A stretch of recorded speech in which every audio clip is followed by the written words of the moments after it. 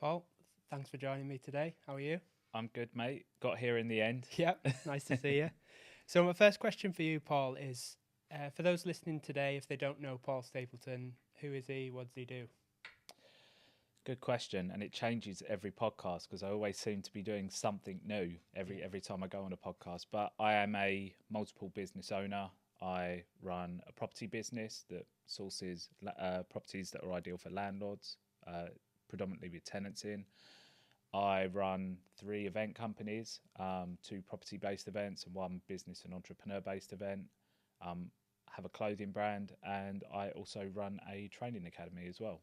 So, just a little bit of things going on then. Yeah, still Yeah, some space left for something else, I think.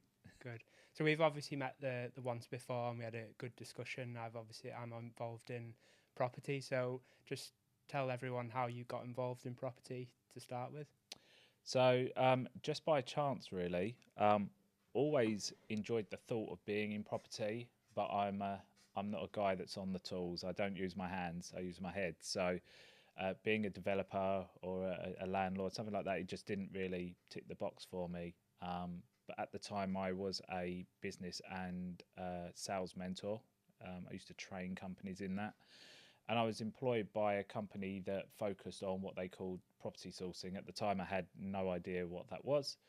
The more I learnt about it, the more I realised this is a great way of making money in property without physically buying or owning the asset. And when you look at that as a business and not a side hustle, it gets pretty exciting. Yeah, absolutely. And what attracted you to property sourcing specifically?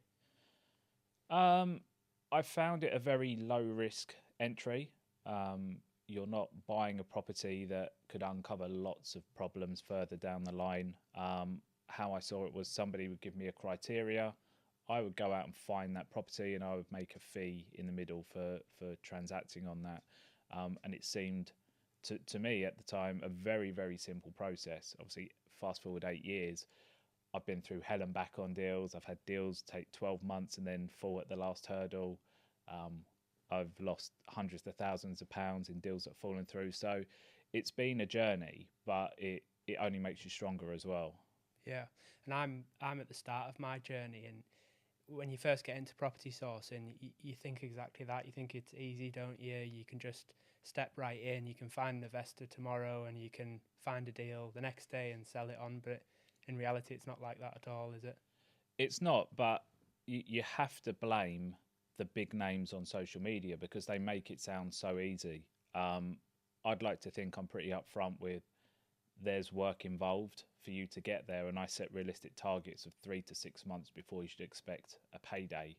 And even then, that can be too quick for some people, depending at the speed that you can implement your training at. I would always say give yourself a solid 2 months to learn, and then give yourself a solid 2 to 3 months to implement and really go for it and start building up a pipeline. But lots of people just expect it to come easy, and even that first deal, when you do it, there's no guarantee that it will complete. If any deal is going to probably fall apart, it will be your very first one because you're doing something you've never done before. Yeah, and it's very challenging to get it from the very start to the end, isn't it? Because you've got the entire process to manage, whether it be legals or a little bit of refurb, managing builders, etc., and then handing to potentially letting agents. It's a lot of work, and you have to surround yourself with great people. And I think that's the key, especially for people like me and you that don't get our hands dirty. We're not builders, Yeah, etc. And I think, what do you think to that? your team is going to be key, right? Because there are so many hats within a sourcing business that need to be worn.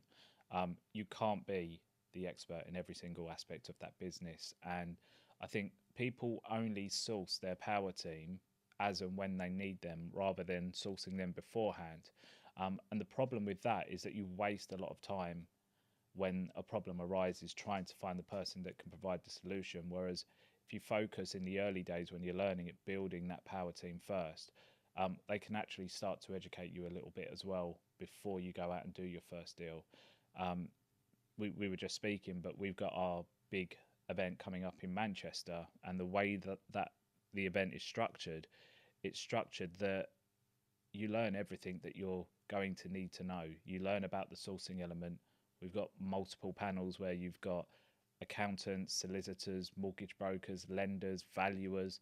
Like, it's the whole team that you're going to need to know, and you can meet them all in one event, and come away being prepared to go out there and start your business. Yeah.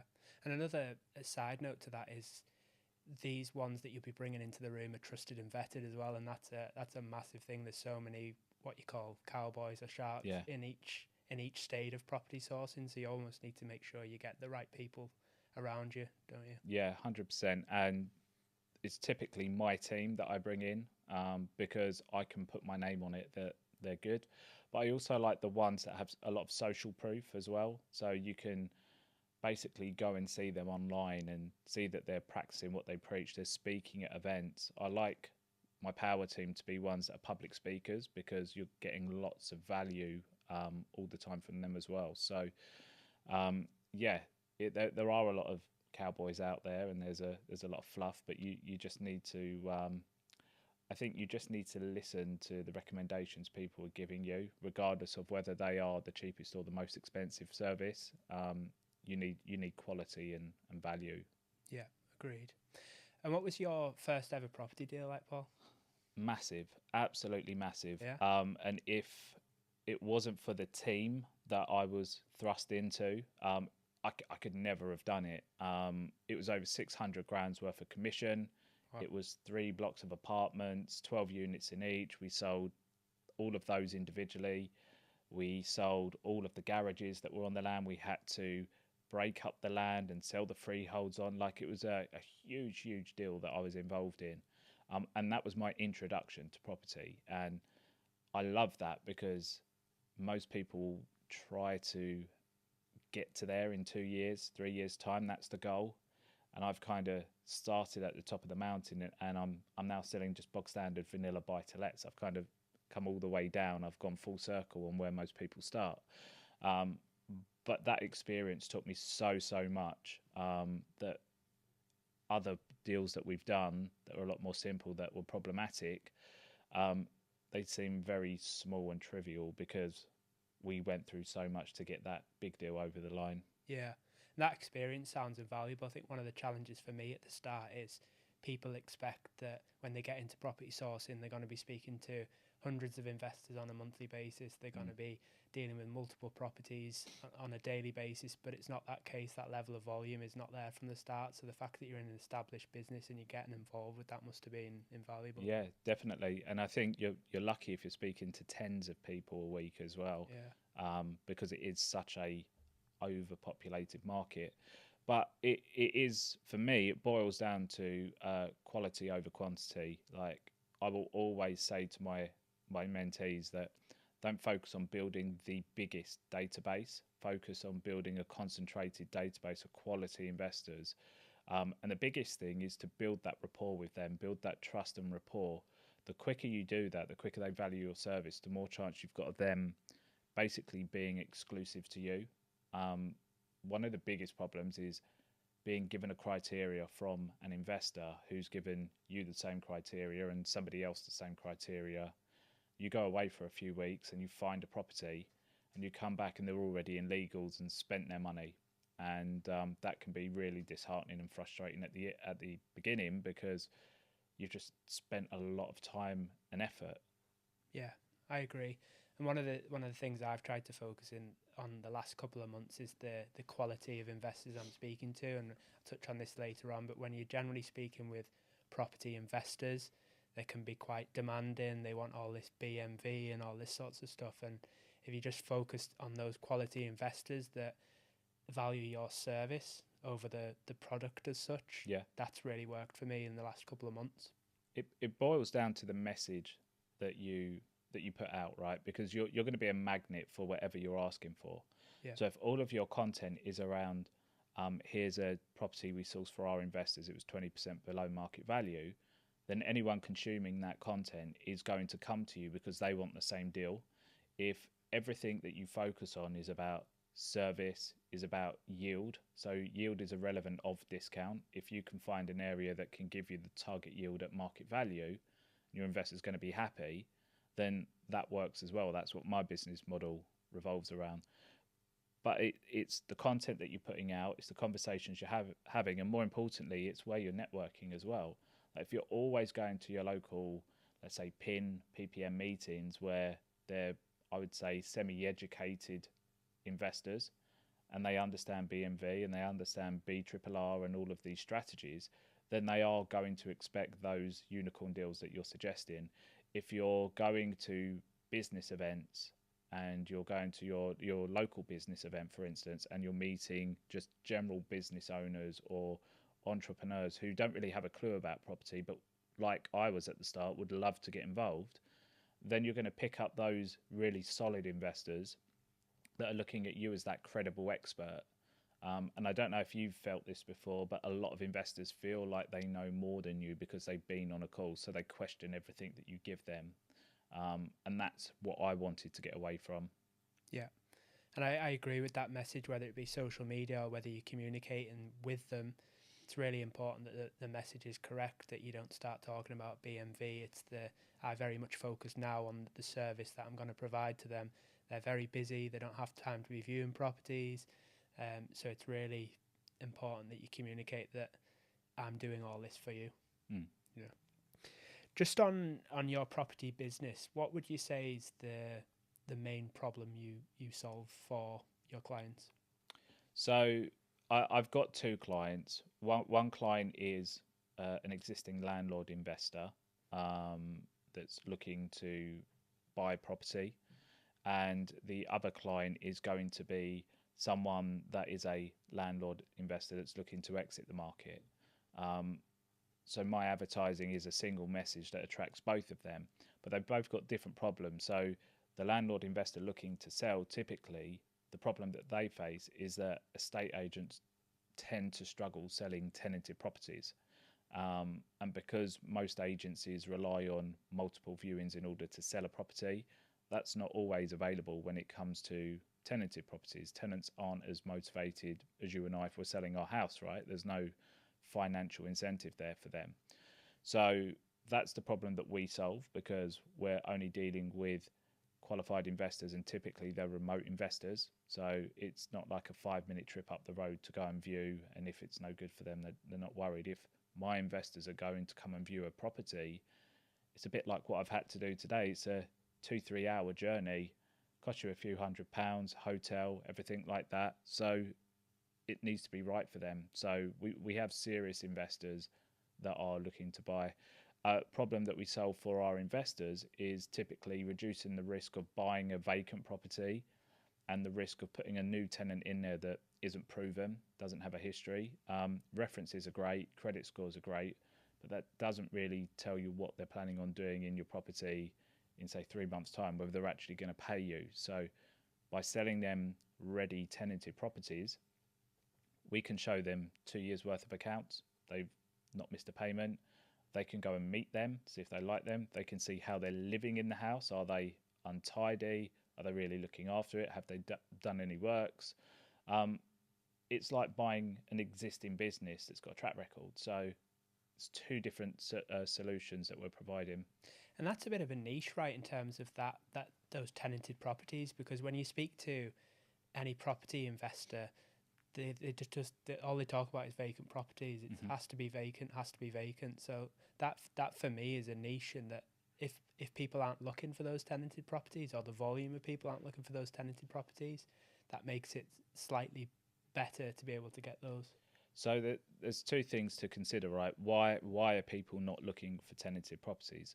For me, it's a lack of education. People view tenanted properties. If you're selling your tenanted property, it's probably because you've got a bad tenant. That's what most people think. So they want them vacant because they want to put their own tenant in. They want to do the property up to get the full market rent. And one thing that I've never been able to get my head around is you'll spend 5,000 to 10,000 on doing a refurb in your property to make an extra £50 a month. Or you could be getting £50 under the market value, but you've got an existing tenant in that's in a average condition. You don't need to do any work. They're happy living there. So why spend 5,000 to make an extra £50 a month instead of taking on an existing one. So it's that education and educating people. That's one of the things. But the benefit for me of having that niche is that it actually makes it a lot easier for me to get stock from estate agents, because I'm actually providing a service. The business was built to provide a service to estate agents because I saw the problem was in the estate agency. They just didn't know how to sell it, and they would have the stock on there for 3 months. They get disinstructed, they've done all this work and they get no money. So if we could provide a service that we collaborate with estate agencies, we're able to bring them investors. It makes it a lot easier to negotiate those deals, rather than you just being another sourcer looking for a BRR deal that they don't work with sourcers anymore. So again, it's all about the narrative and how you spin that narrative. Absolutely. So let's talk education now. So I believe you didn't go through the sort of, I wouldn't say normal, but the formal education route. What's your opinion on education nowadays? Mixed. So you've got good education, you've got bad education, you've got people doing it for the right reasons, you've got people doing it just for the money. People buy from people that they like, right? There's enough content out there to consume from that person before you make an informed decision. And anybody that makes a decision to buy from someone, they should really know what they're going to get out of it. I'm really clear what people get out of it with me, and it's very rare that people selling education, you're getting their time. That's when you fall into like the mentorship state. But there's definitely a place for education, because education will fast track you. And I think what I've learned about my training is that there's no point teaching people how to do it and how easy it is. It's about teaching people the pitfalls and what to avoid doing. That's where the real value is. And that's where I see the value in my mentees, like taking away from me. They get more value by me saying, instead of saying, here's 5 deals that we made 20 grand on, I will say, here's 5 deals that we lost 20 grand on. Yeah. And this is what we learned, and this is what we put into place in order to avoid that happening again. So you're learning from their mistakes rather than making the mistakes themselves. And that for me is a really important way of selling. I think it's a really good point. I went through quite significant education because I wanted to be really good at what I did, and I wouldn't badmouth the education. I think it was very good, but sometimes you need what you say, in terms of that there's a lot more questions that pop up after you've finished your education that you need a bit of help with, and that's when mentorship comes in, and that's exactly what I've done. I've got the education, and then I've gone into mentorship. So I wish I'd done it a little bit different, because I've spent a significant amount of money on educating myself now, and I'm now going through mentorship. So I absolutely agree with what you're saying there. Yeah. What would you look for? I want to help the people out there. So when we're talking about education, if you were going to get property education now, what would you promote people looking for to ensure that they don't pick the wrong provider? So obviously testimonials are going to be key. I would say video testimonials are more genuine.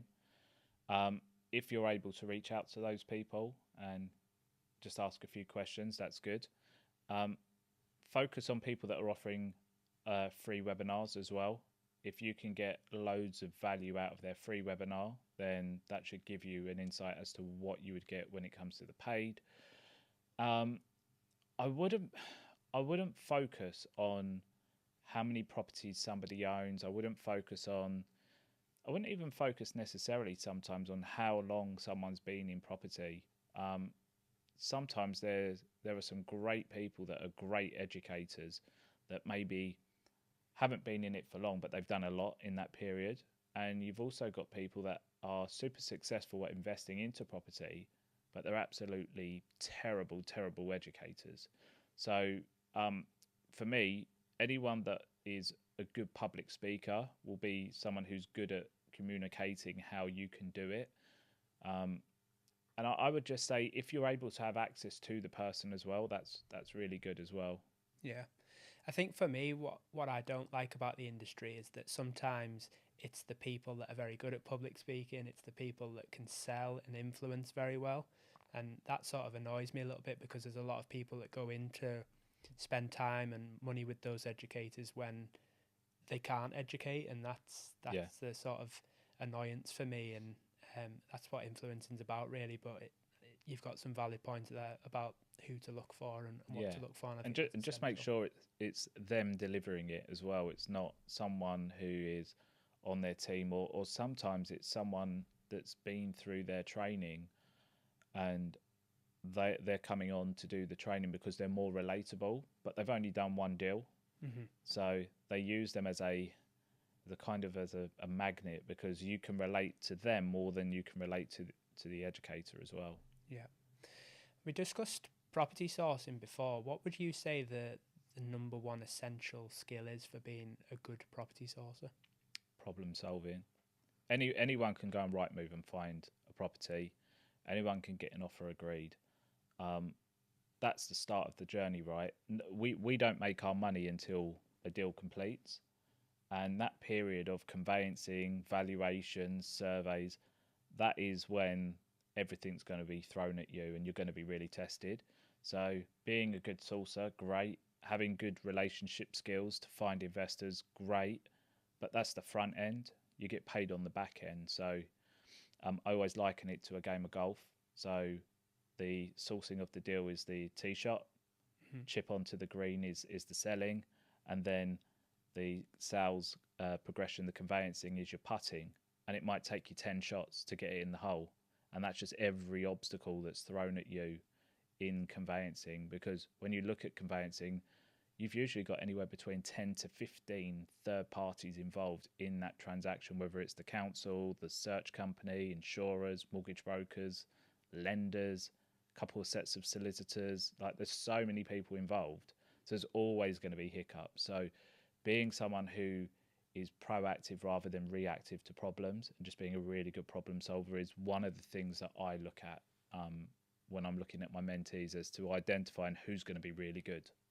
It's interesting you say problem solving as well, because when we touched on property education before, there's probably not a lot of educators out there that actually help with problem solving. No. Which is crazy, right?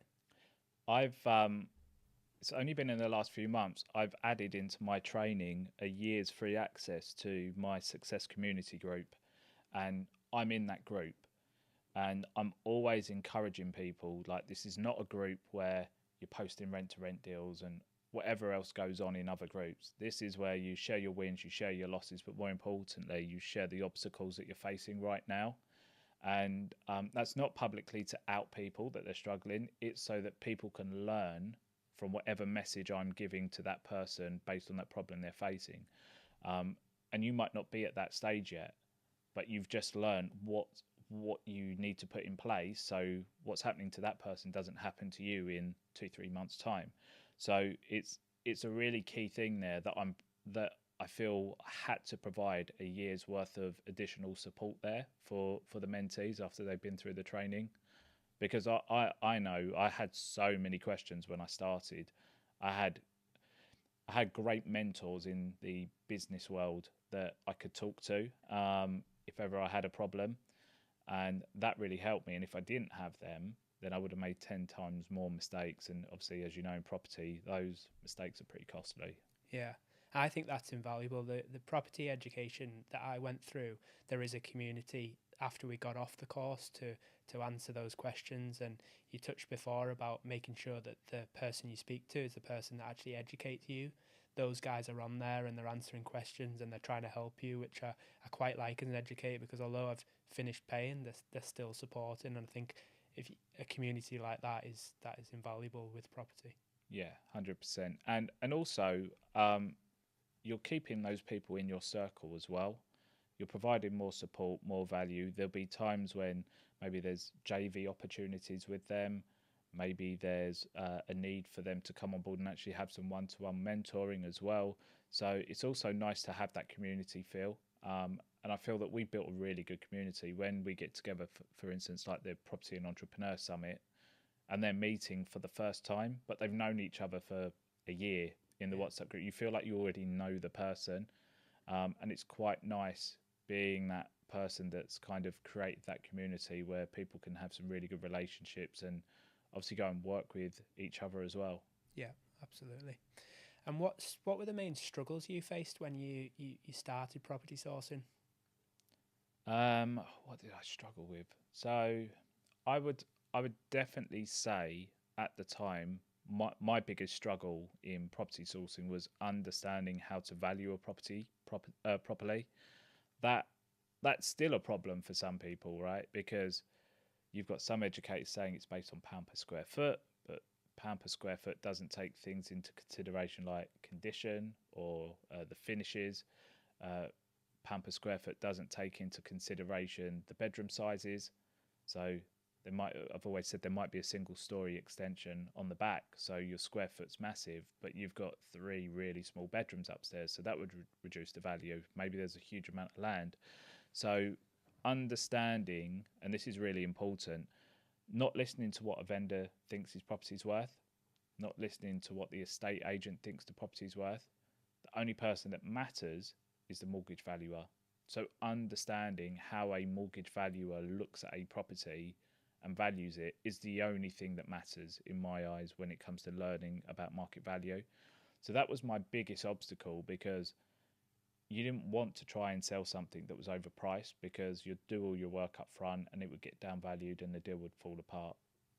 Yeah, I think that's a good point as well about agents, that agents are working on behalf of the vendor as well, so they naturally want to get the best possible price for that vendor, so they tend to elevate the price a little bit so that they can get more for the vendor. And I think that's, just thinking on what you said, that's possibly a disservice, because that's going to get downvalued and potentially might drop out of legals, right?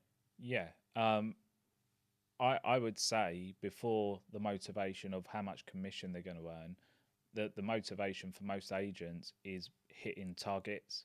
And the biggest target that agents have is instructions. It's not exchanges and completions, it's instructions. The more properties they get on their books, doesn't matter if you sell them all, it's that placebo of we are a busy agency. And there are lots of agencies that are notorious for over promising and under delivering, just to get that instruction, hit their targets. So it's really important in my eyes that you look at the property, you don't take notes of the price, you just do your own due diligence and you offer based on the comparables that are available. If you use something like, I use something called Property Tracker, it provides history of the property's price since it's been listed. So you can see, right, it was listed for 180,000 and then 3 weeks later it's been reduced to 160. Some people go, oh, amazing, it's 20 grand discounted. But in reality, no, what's happened was it was 20 grand overpriced. Yeah. And 3 weeks later, they'll say the market hasn't reacted well to the price, we're going to need to reduce it. What they do is they reduce it down to the actual price that it's worth. And that's really bad for a property as well, because the longer it's on the market, the more motivated an investor will think you are to sell, because it hasn't shifted. Yeah, and potentially bad for the vendor, because they've had it on at a certain price. They think they're actually reducing it. They already think they've offered a discount. So when you come in at 140, they think they're losing 40 grand and it was never available to them in the first place. Yeah. And let's talk agents. When I first started with education, I got taught about direct to vendor, and it was the best way to find property deals. What's your opinion on direct to vendor versus agents and building relationships with agents to get deals? So I agree, direct to vendor is the best, but most of my business has been direct to vendor through agents. Talk to me about that. So if you imagine an agency, let's say it's a chain agency, let's say it's Hunters, okay, they've got 2 in every city and everything like that, and you decide that you're going to cut that agent out and go directly to the vendor. At that point, you don't know the relationship between the agent and the vendor. Might be family, might have been a friend, whoever it is. So you approach them directly and they say, no, you have to go through Hunters. So you go back to Hunters and they say, oh no, we've been informed that you've tried to circumvent us. We won't work with you. And they not only blacklist you at that branch, but they blacklist you across all of the branches. Yeah. So that can be a massive problem. What you have to look at is, if you're going to be that person that does that, then a vendor potentially is only good for one sale for you, one property. But a really good agent that you do a really good job and you say, I'm going to sell this property for you in a week.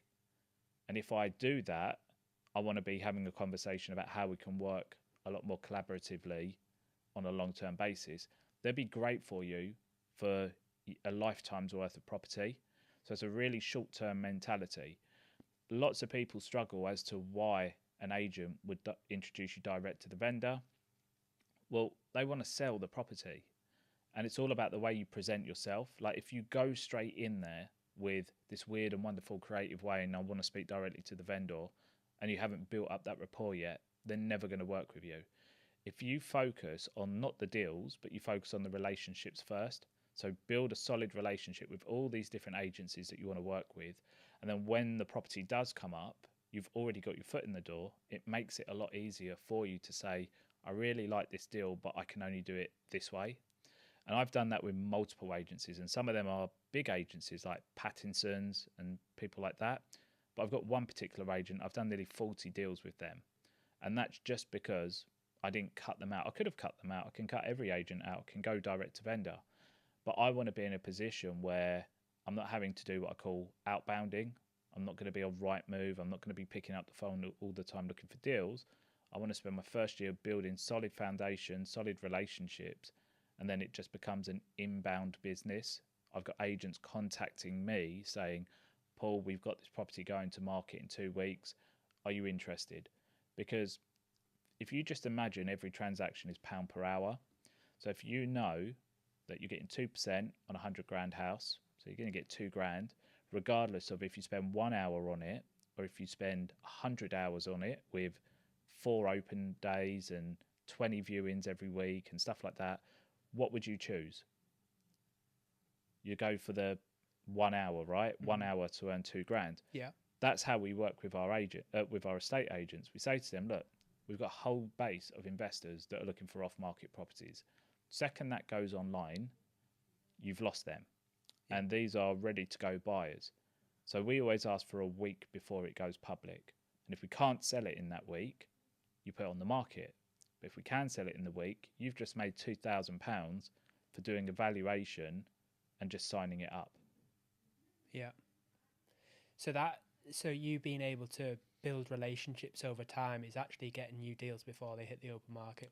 Yeah. So we would typically get a phone call to say, because you've got to look at who you build the relationship up with as well first. So the person that typically answers the phone is not is the gatekeeper, right? It's not the decision maker. So I want to speak to the branch manager. I want to speak to, for me, the valuer is probably the most important person. They're the ones that are going out on all these instructions. Or I want to speak to the director. That needs to be my relationship. Once I know who that person is, I typically go over to LinkedIn and I'll message them on LinkedIn and I'll start a conversation there, and then I'll book an appointment to come in and see them. So rather it be a cold approach coming off the street or on a phone call, build a relationship up on LinkedIn, which is a professional platform. Is what it's there for. Once that relationship is built up, I then look to identify what properties do they typically struggle to sell. If it's the most popular property, like you said, they want to earn the most money. They want to get the most out of their 2%. If 3-bedroom semis in the area are very far and few in between, and people are paying over market value to secure them because you're competing with the homeowner occupier market, there's no way that they're going to do this setup with you. But if they say we really struggle with properties that need works doing to them, well then that's what I would focus on with that particular agent. So you could have 4 different agents, one that's your flip agent, one that's your tenanted property agent, one that it is blocks of apartments or whatever it is, and then you just know who to go to when you need certain stock. So effectively, when we talk about direct to vendor and agents, you're actually getting direct to vendor through agents, which people don't often think about. They think of them totally different things, like sending out flyers or putting Facebook ads on for direct to vendor, but actually you're getting your direct to vendor leads through already built relationships with agents.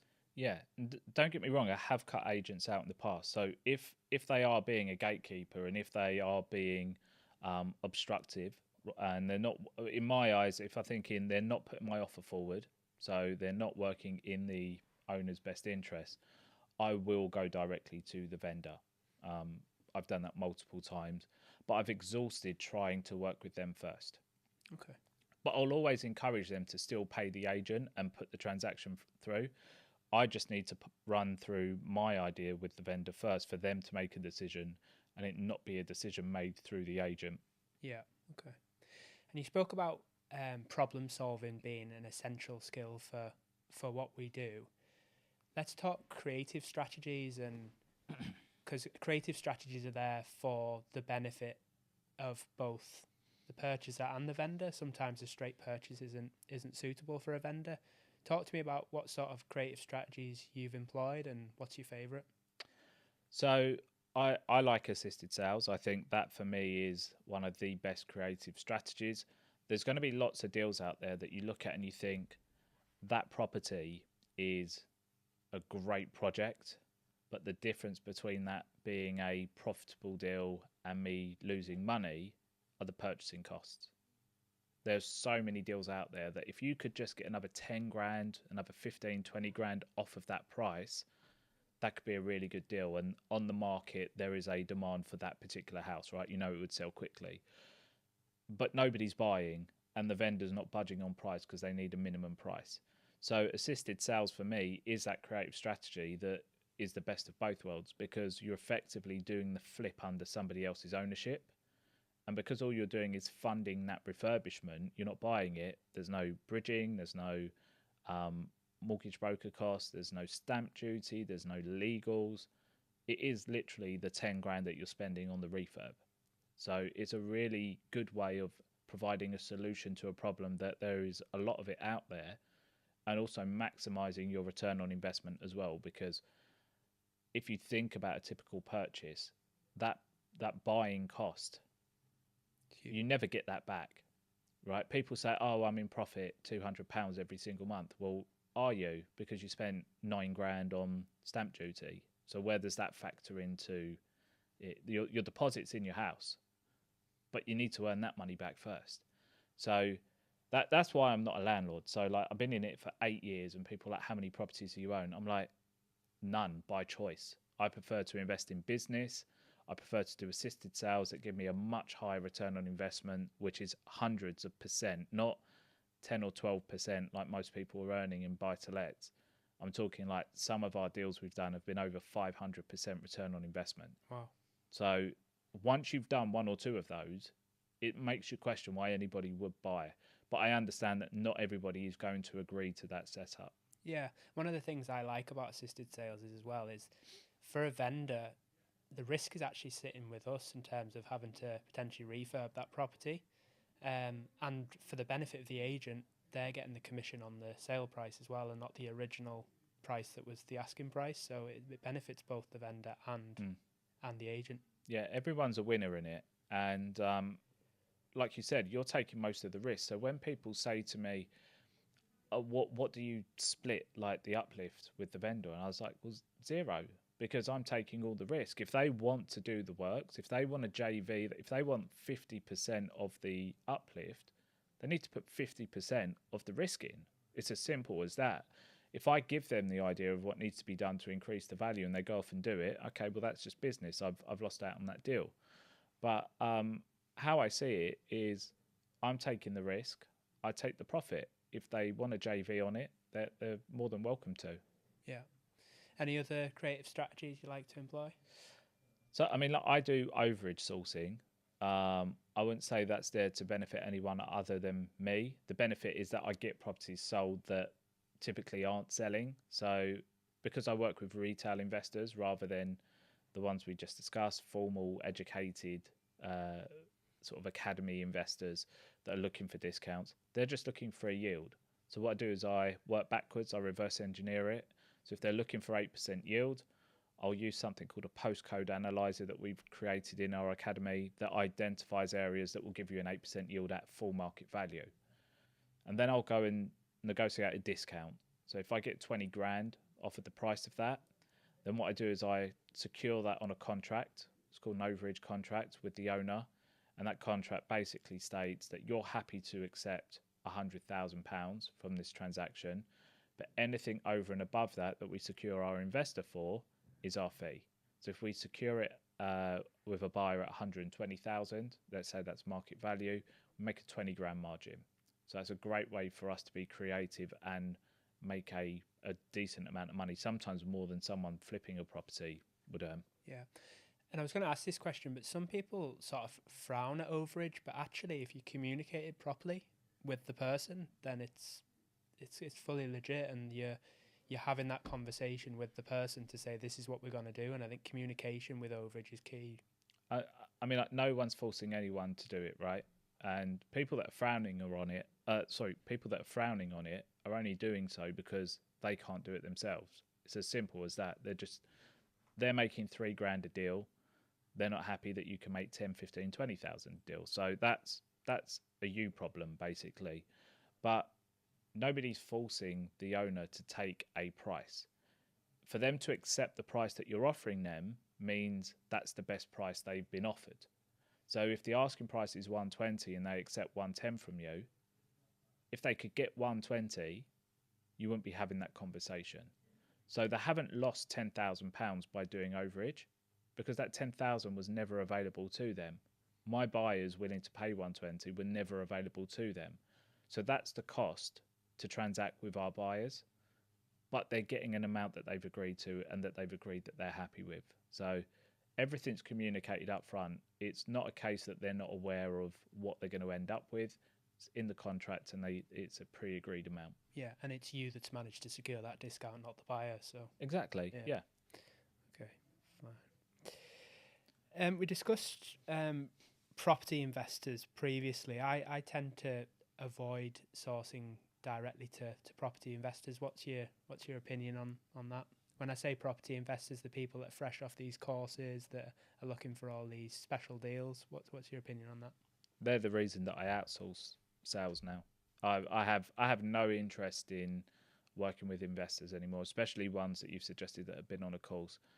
You provide 4 good comparables and there's 1 bad comparable. They use the bad comparable.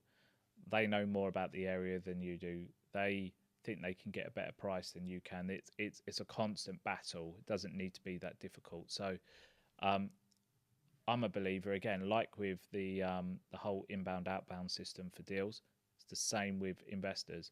Just think who your ideal investor is, who then houses multiple of that ideal investor. So my ideal investors are mum and dad retail investors, used to investing into bank-based products, bonds, ISAs, that kind of thing, stocks and shares.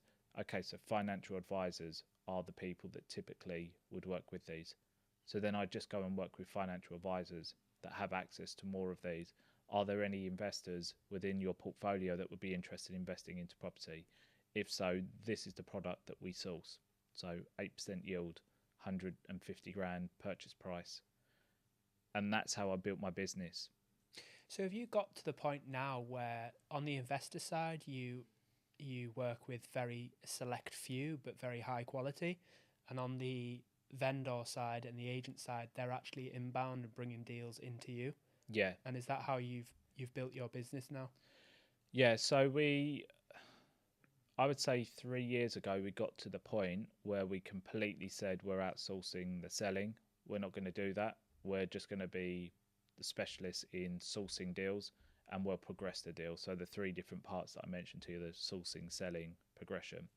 So full-time sales progressor doing all of that, sourcing department to find the deals. If we go back 3 years ago, don't have it anymore because there wasn't a need, but 3 years ago we had 2 offices, one in the Northwest, one in London, 14 staff, ton of sources out there finding us deals. And then we had the financial advisor and a couple of other companies out there with investor bases giving us what I call shopping lists. So they would say, right, we have client number 1, they have X amount of money, they're looking for this yield. And we would go out and find that product. And that worked really well because then we weren't wearing 3 different hats every day. You had one person wearing one hat, someone else wearing the other, and it was just a nice, smooth, almost like a conveyor belt process. Yeah. Interesting. So we've focused a lot about property on this podcast. Talk to me about your other businesses and what you spend most of your time on now. So I would say at the moment, most of my time is spent just from a demand point of view as well, because demand from investors right now is a lot lower, purely because of the uncertainty with labour and tax and interest rates and everything like that. So a lot of my time is spent where the demand is. Demand is on the education side. We've always got people knocking on the door. We're always fully allocated. So I'll only work with 20 one-to-one clients a month. So we've always got a backlog of people that want to jump on board. And the events. The events are, for me, started off as a passion thing, because I would go to events and I wouldn't necessarily enjoy them. I don't personally enjoy being sold to, and it's not something that I like to do. So I wanted to create events whereby people could actually just come and get 100% value and walk out of there. If we're looking at like a chart, people are like up here, enthusiasm, they walk through the door and they have the first talk and they're up here, and then all of a sudden there's a pitch and they're down here, and then there's another talk and they're up here, and then at the very end they're up here, and then there's another hard pitch before they leave, and they end up leaving somewhere down here. And I just wanted to create events where it was just going up and up and up, and they left at the highest point of enthusiasm as possible. And I'm a firm believer that if you sell yourself well enough at your event and on stage, people will then naturally gravitate towards you. And if they want to find out how they can work with you more, then that's great. So all of the speakers that we have at our events, nobody's allowed to sell. They just sell themselves. And if they sell themselves well, then people gravitate towards them and they'll get business that way. And what's the key success sort of from those days? Because I've seen online there's a lot of great feedback coming from that recent event you did. What is it that made it so good compared to all these other events? Because I've seen a lot of people online raving about it and saying how good it was. So I don't think I anticipated how big this event would be when we first started it last year. So to sell out 400 tickets to a brand new event was incredible, and to do the same on the second event in the same year was crazy. But people like the message. The message is, we are not going to be selling to you. We have a no sales policy. That's one key thing. We're an all-inclusive event, so whatever the ticket costs you, you're not going to spend any more money on the day. So breakfast, lunch, drinks, everything's included. We even employed photographers to come in and do professional headshots for people. And we also get some of the biggest names in the industry. I'm quite lucky that I have access to most of the big people in the industry. But it's not about just the big people. You need people that are closer to your journey rather than 10, 15 years ahead. So you need those relatable people as well. But for me, I think the biggest thing is offering more value than people are paying for. So if you're paying £100 for a ticket, I want to give you £500 worth of value. And to be fair, just from the speakers alone, I think what you would pay to go on their courses and get the information that we're able to get at the event, you're probably talking more £5,000 worth of value that you're coming out of.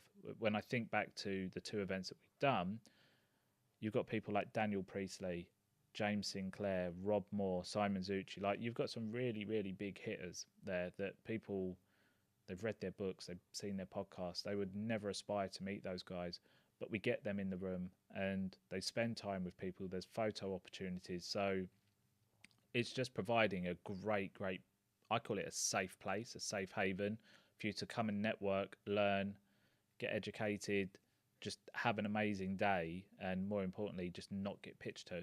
Yeah, and if you look at some of those names you spoke about, if you were asking for an hour of their time, it'd probably be £500 each. Yeah. So more, definitely more. So if you look at that combined and how much value they get compared to that ticket price, that's huge. Yeah. But you'll be surprised. People still ask, is there any discount? You're like, Christ. Yeah, what discount do you want? Yeah. Let's talk about social media, because it's huge at the moment, and it's obviously an amazing selling tool. What do you think of social media, and how has it helped you in business? So if I go back to my first 4 years, I was adamant on not using social media. I didn't like it. I didn't really like people knowing what I was up to and stuff like that. But go back 4 years, I opened my first account, which was on LinkedIn. You may argue LinkedIn isn't social media, but people treat it like social media. And I really got the buzz for it. I started educating myself on LinkedIn and how it works, and I started to understand like algorithms. And it sounds a bit geeky, but the more you understand the algorithm, the more you can play the algorithm. So people post every day and they think I'm doing what I need to do, but there's a skill to posting. So there's no point posting if there's no real kind of call to action on it. What you're posting for, um, and then we started doing podcasts, YouTube, open Instagram, Facebook, TikTok. We opened Facebook groups, and that's when the businesses all just started blowing up. Um, and I really pushed myself into learning more about social media.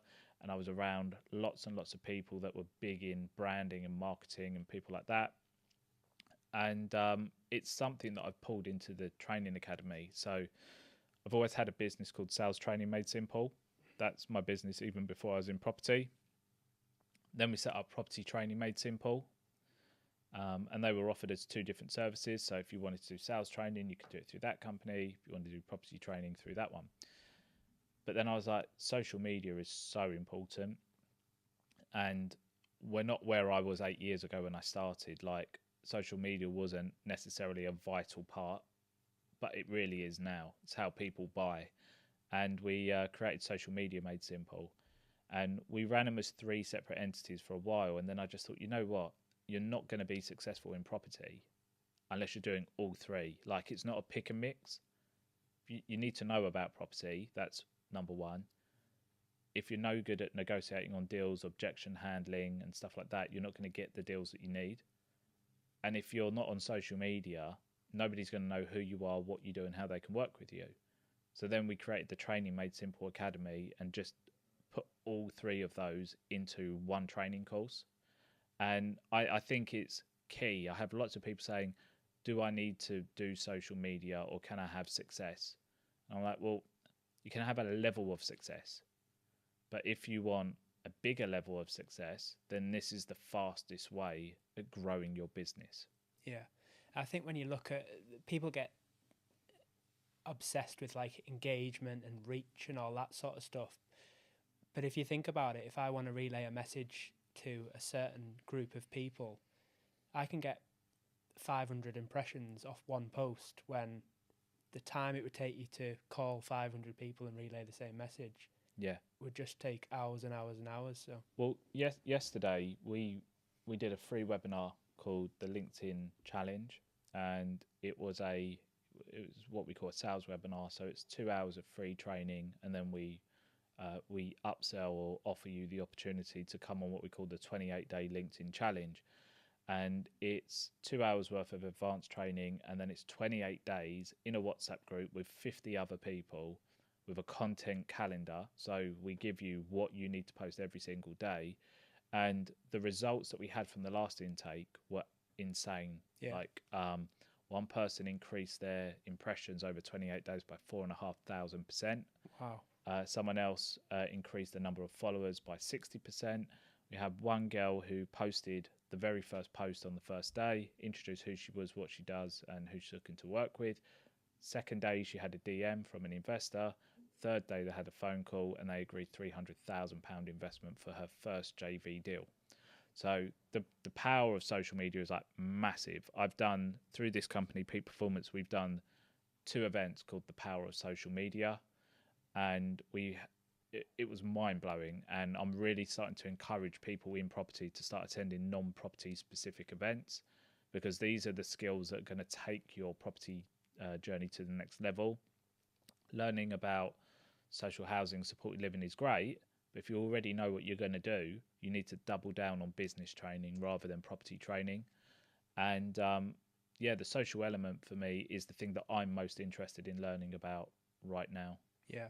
And what's your favourite platform? LinkedIn. Yeah.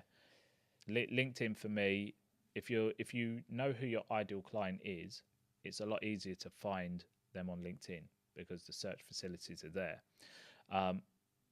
if you don't know who your ideal client is, my first advice would be stop what you're doing and actually work it out. Otherwise, it's like setting off on a journey and say, I need to get to Scotland, but there's no signs on the road and you don't have a map. You're just literally wandering around aimlessly, and you're never going to reach your destination. So everything you do should be reverse engineered from your end goal. Your end goal is to make a sale. Who do you want to sell to? I want to sell to an investor. Who's the investor? Who are they? Was someone that's based in London that wants to invest up north? Okay, where in London? What job are they in? How much money do they earn? Where do you think they hang out? And once you break it down to what I call the ridiculous, then you can work out, well, actually, I need to start going to these networking events. So if they are people within, I don't know, I've got clients that work with people within the NHS, so doctors, surgeons, dentists. Well, then you need to go to events that you know they're going to be there. Yeah, absolutely. I think for me, LinkedIn has been the best. And I think that's because for property people that are looking for investors, I think those types of people are sat on LinkedIn rather than a Facebook potentially. And I think one of the benefits for me is as being sales navigator and understanding who the ideal client is, and then building that into sales nav for then it to tell you these are the types of people you're looking for. Yeah. Do you use Sales Navigator? I don't know. Purely on the basis that I think I've managed to crack it without using it.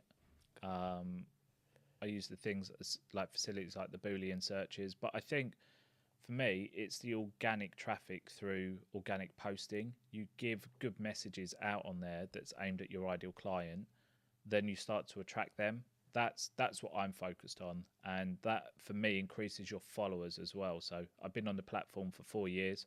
We are a few hundred off of hitting 30,000 followers now.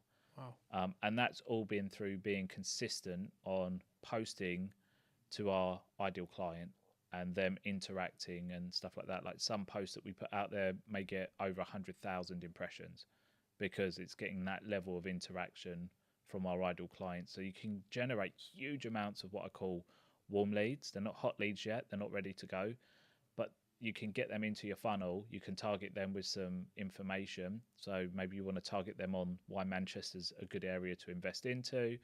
Maybe you focused on HMOs in Manchester, so then you start educating them on HMOs. And then when they're ready to kind of buy it, that's when you're in a position that they've already seen a lot of credible pieces of content from you.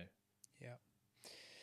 In terms of mentorship, we touched on mentorship early. How important is mentorship with property in particular? I think mentorship at the right time. So I turn more people away on mentorship than I take on, because I tell them, if you're just starting in property, you don't already have a business, I don't really have anything that I can work on with you. It's far more cheaper to do the very basics and the entry level stuff like property sourcing and stuff like that in a group. It's more cost effective. And then once you've got that business and you know the direction that you want to go down, then mentorship I think is really important to make sure that you're not going off in that direction when you should be going off in that direction. So one thing we've just introduced, so typically we have our property sourcing masterclass. It's 10 sessions as a group, over 2 hours per session, WhatsApp group so everyone can interact, and that's great. But like you said, when the course finishes and you've got questions, where do you go? So we created like a hybrid version of that now, where people can bolt on 5 hours of one-to-ones with me, and they can use that up to 3 months after the course finishes. So for some people, they use it during the course because they want to grow as quickly as possible. So for every sort of 2 or 3 sessions that we do, they book an hour or an hour and a half to make sure they're implementing it right and that they're in the right position. For others, they want to implement all of the training for a month, and then after a month, write a list of all the problems that they've come up against, and then we start to have sessions where we're overcoming those problems. Maybe they want me to listen into their calls. Maybe they want me to look at their deals to make sure they stack before they put offers forward. But that's really been a bit of a game changer for us, offering that hybrid version of sort of having the digital course and having the one-to-one sessions. Yeah, so you've almost got that education as such for those people that are starting out, and then when mentorship is suitable or if they've got questions to ask, you've then got that add-on for them to jump on and ask you questions. Yeah. Okay. And do you enjoy mentorship? I do. Yeah. I do. I call it Mentor Mondays, Okay. and sometimes we change that to Mental Mondays because Mondays are my one-to-one and my masterclass days. So I always have two intakes on the masterclass, and we run that at one intake at 12:30, one intake at 7:30, and then I book as many one-to-ones as I can on Monday because I like to block my days out for different businesses. I don't like the disjointed feel of like saying, right, I'm going to do an hour today on this and an hour tomorrow on that. I will find it's too much jumping and your brain just struggles with it. So a Monday is like the day that is the longest day for me. I'll start at 9 o'clock and finish at half 9, 10. So it's a really long day. Yeah. And my wife always says you need to break it up. But I actually really enjoy the back to back mentoring calls. I like the challenge. I think it's the problem solver in me. Yeah. But I like the challenge of someone just throwing loads of problems at me and us just sitting there brainstorming on how we can provide the solutions to those. That's something that I really enjoy. Yeah. And you touched on time blocking then. I've just started introducing time blocking, and it's been like so helpful for me in terms of you know what you're doing at any given moment in time. Yeah. Do you promote time blocking? It depends how many things you've got to do. Mm-hmm. I think that's really important because I've got 5, 6 businesses and time blocking within a day doesn't quite work. I'd much rather say I've got day blocking. So Monday's property mentoring, and then I'll have a day of property stuff, and then I'll have 2 or 3 days of event stuff because that's time consuming. But for someone that's doing just property sourcing, yeah, definitely time blocking if you've got a full-time job as well. The other thing I always say is you need to prioritize the tasks that you do within your time as well. So things like if you're working full-time, say, right, I'm just going to source in my lunch break, the weekends and my evenings. Mm-hmm. Well, if you think about the people you need to be getting hold of, they work in what I call the golden hours, the 9 to 5 period. Yeah. So if you're spending your lunch, eating your lunch, scrolling through Rightmove, you've just wasted time that you could be calling agents up. So what you should be doing is splitting your tasks down into peak and off-peak times. So anything that can be done outside of 9 to 5 is only done outside of 9 to 5. So when you're watching TV, scrolling through and shortlisting properties, and then the next afternoon or the next morning, you're then ringing up the agents on those properties. So I think instead of blocking, sometimes it's good to prioritize your tasks into off-peak and peak time tasks. Yeah, I agree. Absolutely. What would you say your greatest achievement is In property or in business? in business? Okay, so I've got a couple, I would say. If I'm talking about in business in general, having Lord Sugar endorse our events company was a pretty big one. Oh, really? I didn't know. Yeah, so Lord Sugar Lord Sugar businesses, so it's 2 businesses, but the most recent one is Amstrad, so the original business is a partner with us on our events, and that's really nice. The very first partnership and sponsorship that we had with them was Trademark Wizards. They came to one of our events. It was our second event actually, so we were still learning. Had a great time, loved the event, and we got an email to say, would you be open to a sponsorship opportunity? And Lord Sugar was copied into the email. Wow. And my business partner Aaron called me up and was like, have you seen who's in the email? And I hadn't at the time. And I said, oh, it can't be real. And then he responded straight away to say, I'm happy to sponsor these guys as long as we trademark them internationally. So they paid for the trademark of this brand. No way. And that's an international trademark, and nobody can do anything with this trademark around the world to do with education and networking and events and everything like that. So that was a really cool achievement because it's someone that I've always looked up to. Yeah. But He can't fire you. No, can't fire us. Property wise, so I think doing my first independent deal outside of that business was probably my biggest achievement. Yeah. It wasn't the biggest achievement in earning the most amount of money, but I think that's the thing that you can step away and go, okay, I can do this, and it spurs you on to go on and do the most. I can't actually remember. I don't have a vivid memory of what that one looked like because we've done hundreds of deals. But I do know that was a bit of a turning point for me, with respect to knowing, okay, I've got this, I can do it. Um, and I suppose one more thing, is meeting your idol, meeting your superhero. So I had a couple of books that were the game changers for me. So there's two books on a single holiday that I bought. I don't know about you. When I go on holiday, I go straight to WH Smith, Right. and I'll take advantage of the buy one get one free, Okay. or buy one get one half price. And I bought two books. I bought Oversubscribed by Daniel Priestley, and I bought Do Less Get More by Charles Wiseman. And I read both of those books on holiday. It's rare that I ever get through even one book on holiday, but I read them both. I was absolutely hooked.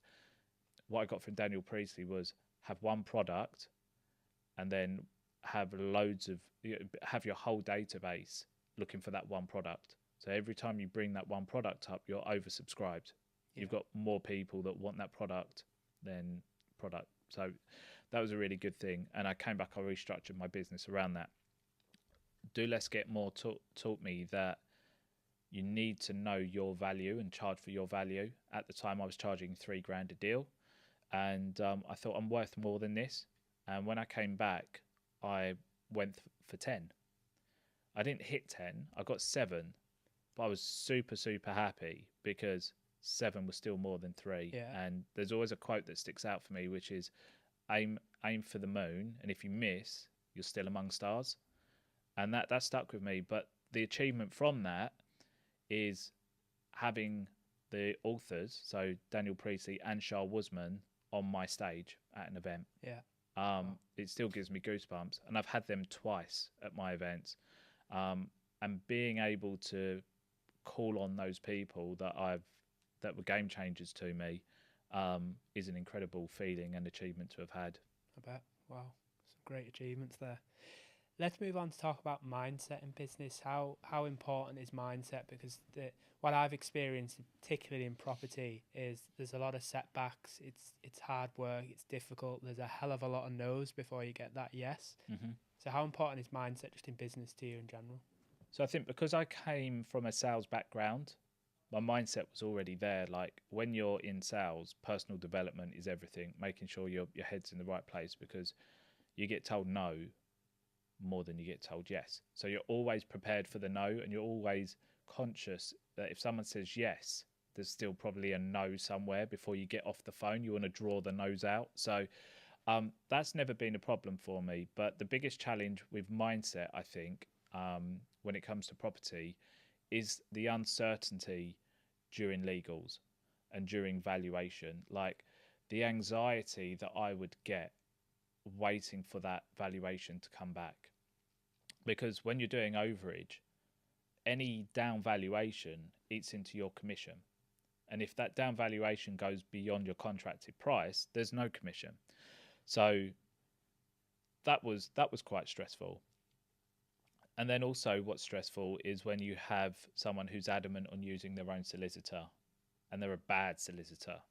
And a bad solicitor is the difference between a deal actually going through and a deal falling through. So there's lots and lots of times you're going to be tested.